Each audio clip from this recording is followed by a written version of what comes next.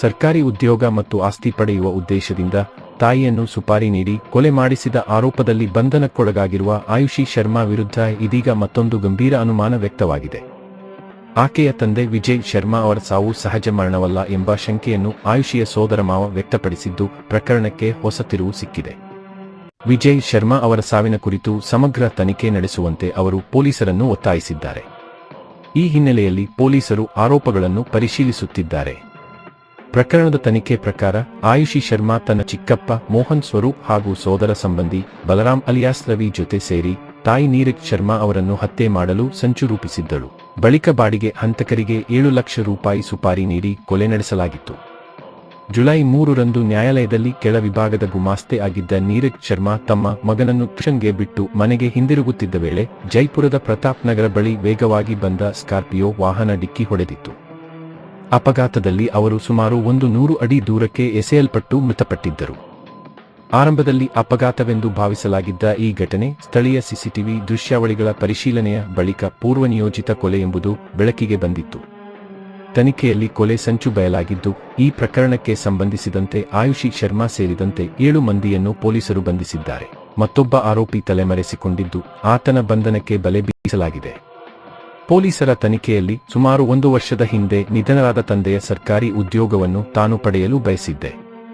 ಆದರೆ ಆ ಹುದ್ದೆ ಅನುಕಂಪದ ಆಧಾರದ ಮೇಲೆ ತಾಯಿ ನೀರಜ್ ಶರ್ಮಾಗೆ ಸಿಕ್ಕಿತ್ತು. ಇದರಿಂದ ಅಸಮಾಧಾನಗೊಂಡಿದ್ದೆ. ಜೊತೆಗೆ ಕುಟುಂಬದ ಆಸ್ತಿ ವಿವಾದವೂ ಇದ್ದ ಕಾರಣ ತಾಯಿಯ ಹತ್ಯೆಗೆ ಸಂಚು ರೂಪಿಸಿದ್ದಾಗಿ ಆಯುಷಿ ವಿಚಾರಣೆ ವೇಳೆ ಒಪ್ಪಿಕೊಂಡಿರುವುದಾಗಿ ಪೊಲೀಸರು ತಿಳಿಸಿದ್ದಾರೆ. ಇದೀಗ ತಂದೆ ವಿಜಯ್ ಶರ್ಮಾ ಅವರ ಸಾವಿನ ಮೇಲೂ ಅನುಮಾನ ವ್ಯಕ್ತವಾಗಿರುವ ಹಿನ್ನೆಲೆಯಲ್ಲಿ ಪೊಲೀಸರು ಆ ಪ್ರಕರಣದ ದಾಖಲೆಗಳನ್ನು ಮರುಪರಿಶೀಲಿಸುವ ಸಾಧ್ಯತೆ ಇದೆ.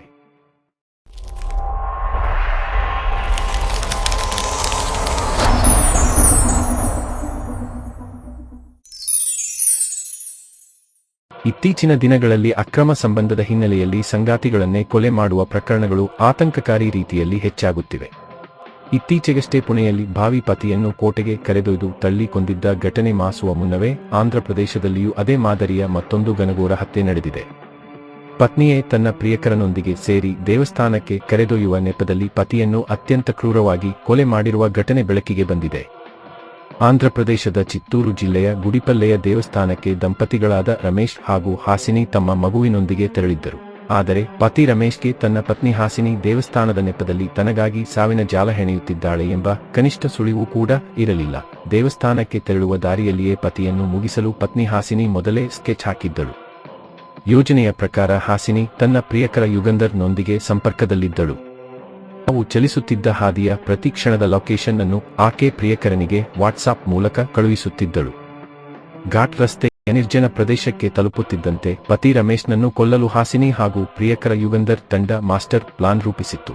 ಘಾಟ್ ರಸ್ತೆಯಲ್ಲಿ ಸಾಗುವಾಗ ಪತ್ನಿ ಹಾಸಿನಿ ದಿಢೀರನೆ ತನ್ನ ಪರ್ಸ್ ಕಳೆದು ಹೋಗಿದೆ ಎಂದು ಜೋರಾಗಿ ನಾಟಕವಾಡಲು ಶುರು ಮಾಡಿದ್ದಾಳೆ. ಇದನ್ನು ನಂಬಿದ ಪತಿ ರಮೇಶ್ ರಸ್ತೆಯ ಬದಿಯಲ್ಲಿ ಪರ್ಸ್ ಹುಡುಕಲು ಕೆಳಗಿಳಿದಿದ್ದಾನೆ. ಇದೇ ಸಮಯಕ್ಕಾಗಿ ಕಾಯುತ್ತಿದ್ದ ಪ್ರಿಯಕರ ಯುಗಂಧರ್ ಮತ್ತು ಆತನ ಗ್ಯಾಂಗ್ ಏಕಾಏಕಿ ರಮೇಶ್ ಮೇಲೆ ಮುಗಿಬಿದ್ದಿದೆ.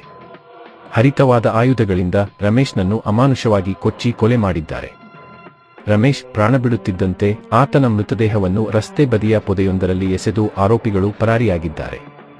ಇತ್ತ ಪತಿ ಕೊಲೆಯಾದ ಬಳಿಕ ಯಾವುದೇ ಭಯವಿಲ್ಲದೆ ಹಾಸಿನಿ ತನ್ನ ಮಗುವಿನೊಂದಿಗೆ ಅದೇ ಬೈಕ್ನಲ್ಲಿ ತನ್ನ ಊರಿಗೆ ವಾಪಸ್ ಬಂದಿದ್ದಾಳೆ. ತದನಂತರ ಇಬ್ಬರು ಯುವಕರೊಂದಿಗೆ ಹಾಸನಕ್ಕೆ ಪರಾರಿಯಾಗಲು ಯತ್ನಿಸಿದ್ದಾಳೆ. ಈ ವೇಳೆ ಆಕೆಯ ಅನುಮಾನಾಸ್ಪದ ನಡೆಗಳು ಸಿಸಿಟಿವಿ ಕ್ಯಾಮೆರಾದಲ್ಲಿ ಸೆರೆಯಾಗಿವೆ. ರಮೇಶ್ ಕಾಣೆಯಾಗಿರುವ ಬಗ್ಗೆ ಹಾಗೂ ಆತನ ಶವ ಪತ್ತೆಯಾದ ಬಳಿಕ ಪೊಲೀಸರು ತನಿಖೆ ಕೈಗೆತ್ತಿಕೊಂಡಿದ್ದರು. ತನಿಖೆಯ ವೇಳೆ ಹಾಸಿನಿಯ ಮೊಬೈಲ್ ಕರೆಗಳ ವಿವರ ಹಾಗೂ ಸಿಸಿಟಿವಿ ದೃಶ್ಯಾವಳಿಗಳನ್ನು ಪರಿಶೀಲಿಸಿದಾಗ ಆಕೆಯ ಅಕ್ರಮ ಸಂಬಂಧ ಮತ್ತು ಕೊಲೆಯ ರಹಸ್ಯ ಬಯಲಾಗಿದೆ. ಸದ್ಯ ಪೊಲೀಸರು ಹಂತಕಿ ಪತ್ನಿ ಹಾಸಿನಿಯನ್ನು ಬಂಧಿಸಿದ್ದು, ಪ್ರಿಯಕರ ಯುಗಂಧರ್ ಹಾಗೂ ಆತನ ಗ್ಯಾಂಗ್ಗಾಗಿ ತೀವ್ರ ಹುಡುಕಾಟ ನಡೆಸುತ್ತಿದ್ದಾರೆ. ಇತ್ತೀಚಿನ ದಿನ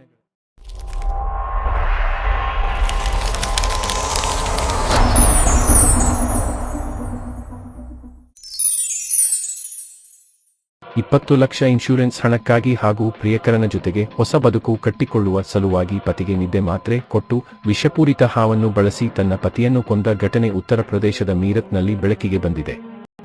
ಈ ಪ್ರಕರಣವನ್ನು ಪೊಲೀಸರು 24 ಗಂಟೆಗಳ ಭೇದಿಸಿದ್ದಾರೆ. ಸದ್ಯ ಕೊಲೆಯಾದ ಅತುಲ್ನ ಪತ್ನಿ ಮತ್ತು ಇತರ ಮೂವರನ್ನು ಮೀರತ್ ಪೊಲೀಸರು ಬಂಧಿಸಿದ್ದಾರೆ ಎನ್ನಲಾಗಿದೆ. ದಾಮಿನಿ ಹಾಗೂ ಅತುಲ್ ಪನ್ವರ್ಗೆ ಒಂದು ಮಗುವಿದೆ. ಕೃಷ್ಣ ಕಿಡ್ಸ್ ಸ್ಕೂಲ್ ಎಂಬ ಪ್ಲೇ ಸ್ಕೂಲ್ ಅನ್ನು ಆಕೆ ನಡೆಸುತ್ತಿದ್ದಳು.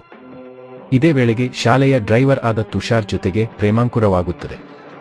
ಆತನೊಂದಿಗೆ ಹೊಸ ಬದುಕು ಕಟ್ಟಿಕೊಳ್ಳುವ ಸಲುವಾಗಿ ಹಾಗೂ ಪತಿಯ ಜೀವ ವಿಮೆ ಹಣಕ್ಕಾಗಿ ಇಬ್ಬರು ಕೊಲ್ಲಲು ಪ್ಲಾನ್ ಮಾಡುತ್ತಾರೆ. ಪ್ಲಾನ್ ಪ್ರಕಾರ ಪತಿ ಅತುಲ್ ಪನ್ವರ್ಗೆ ಹಾಲಿನಲ್ಲಿ ನಿದ್ರೆ ಮಾತ್ರೆ ಹಾಕಿ ಕುಡಿಯಲು ಕೊಟ್ಟಿದ್ದಾಳೆ. ಹೆಂಡತಿಯ ಕುತಂತ್ರ ಅರಿಯದ ಆತ ಅದನ್ನು ಕುಡಿದು ನಿದ್ರಾಲೋಕದಲ್ಲಿರುವಾಗ ತುಷಾರ್ ವಿಷಪೂರಿತ ಹಾವನ್ನು ತಂದು ಕೊಟ್ಟಿದ್ದಾನೆ.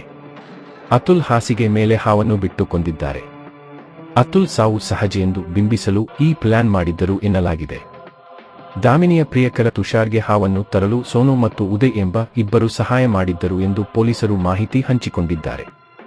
ಪೊಲೀಸರು ಈ ಘಟನೆಯನ್ನು ಅನುಮಾನಾಸ್ಪದವೆಂದು ಪರಿಗಣಿಸಿ ತನಿಖೆ ಆರಂಭಿಸಿದರು. ತನಿಖೆಯ ಸಮಯದಲ್ಲಿ ದಾಮಿನಿ ಮತ್ತು ತುಷಾರ್ ಅವರ ಮೊಬೈಲ್ ಫೋನ್ಗಳನ್ನು ಪರಿಶೀಲಿಸಲಾಯಿತು. ಈ ವೇಳೆ ಇಬ್ಬರು ದೀರ್ಘಕಾಲ ಮಾತನಾಡಿದ್ದರು. ತುಷಾರ್ ಅವರ ಮೊಬೈಲ್ ಫೋನ್ನಲ್ಲಿ ಹಾವುಗಳ ಛಾಯಾಚಿತ್ರಗಳು ಸಹ ಪೊಲೀಸರಿಗೆ ಸಿಕ್ಕಿವೆ. ಸುದೀರ್ಘ ವಿಚಾರಣೆ ನಡೆಸಿದ ಬಳಿಕ ಕೊಲೆ ಮಾಡಿದ್ದನ್ನು ಒಪ್ಪಿಕೊಂಡಿದ್ದಾರೆ ಎಂದು ಮೀರತ್ ಎಸ್ಎಸ್ಪಿ ಅವಿನಾಶ್ ಪಾಂಡೆ ಹೇಳಿದ್ದಾರೆ. हस्तिनापुर पर यह सूचना प्राप्त हुई कि अतुल पवार पुत्र श्री अजब सिंह की संदिग्ध परिस्थितियों में मृत्यु हो गई है और उनके बिस्तर से एक सांप मिला है। तो वहां पर तत्काल थाना पुलिस और सीओ मवाना पहुंचे। जो देखा गया तो परिजनों द्वारा ये बताया जा रहा था, विशेषकर पत्नी द्वारा, कि सांप के डसने से ही इनकी मृत्यु हुई है और पुलिस को सूचना देने से पहले ये उनको अस्पताल भी लेकर गए थे।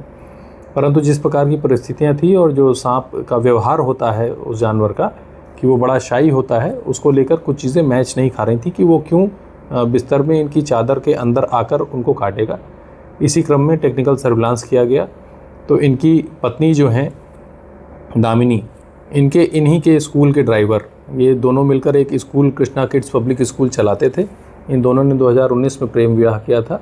दामिनी का इनके ही स्कूल के एक ड्राइवर से संबंध पता चला। इनकी लगातार उनसे वार्ता होती थी। तुषार नाम का व्यक्ति था।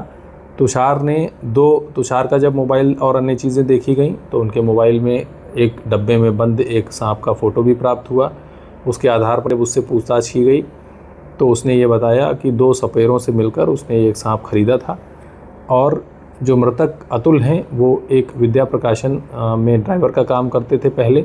इनका 20 लाख का बीमा था।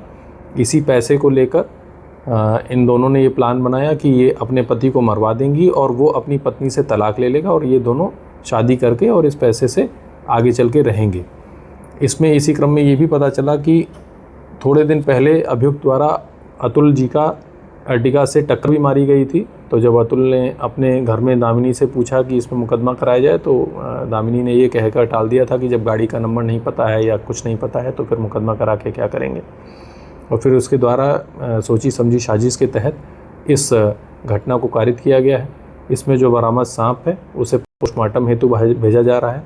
जो टेक्निकल सर्विलांस और जो फ़ोन से हमें एविडेंस प्राप्त हुए हैं उनके एग्जामिनेशन के लिए इन्हें FSL भेजा जाएगा और इसमें अग्रिम विधिक कार्रवाई की जा रही है। थाना हस्तिनापुर पुलिस और स्वाट टीम देहात के द्वारा इस घटना का चंद घंटों में सफल अनावरण किया गया है।